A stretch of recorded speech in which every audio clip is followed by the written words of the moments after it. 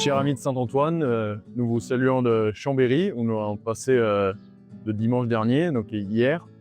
On a été, comme d'habitude, chaleureusement accueillis par les Capucins, qui sont vraiment des frères pour nous. On est très touchés par la générosité de leur accueil.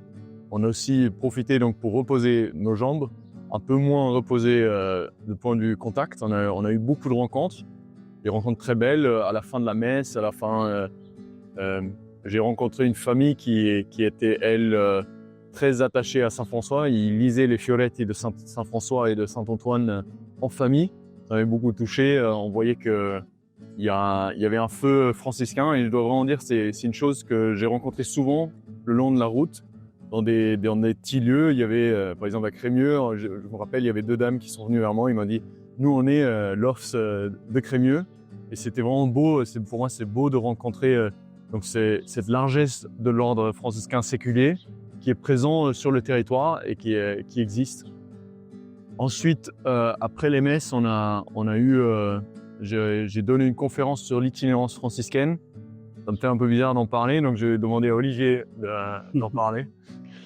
C'était très touchant. C'était vraiment la première fois dans le parcours où on prenait le temps de s'arrêter et de discuter en longueur. Et ça a été, moi j'ai été très chaud parce que ça a été introduit magnifiquement par Marco. Et avec 2 axes principaux du chemin, la simplicité et l'humilité.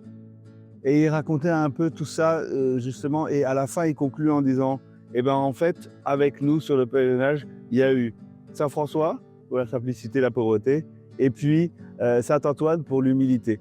Et il disait effectivement tout ça, il faut savoir aussi avoir l'humilité d'être avec des gens qui n'ont pas le même parcours de vie, mais que l'on rencontre, que l'on retrouve, pouvoir les accueillir et être là avec eux, et savoir changer le programme, et puis surtout aussi la simplicité de ne pas tout prendre, de savoir lâcher prise, de savoir se dire que profiter d'un verre d'eau parce qu'on est fatigué. Bon, moi, ça m'a beaucoup frappé. Et puis après, une attaque en profondeur, une réflexion forte de la part de frère Félix, en remontant vraiment de Abraham, en remontant de la Bible, en partant d'un constat aujourd'hui moderne que même si on aime être stable et tout, aujourd'hui, il y a quand même ce goût de changer de travail, qui est encore aujourd'hui de cette itinérance-là. Peut-être qu'elle a un peu bougé, mais elle est toujours bien présente et qui affecte ce petit clin d'œil de cette période spéciale des vacances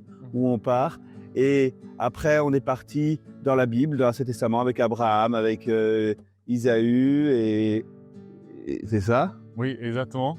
Et donc, oui, on en a parlé un peu. On va redonner ces conférences donc, à la Chambre.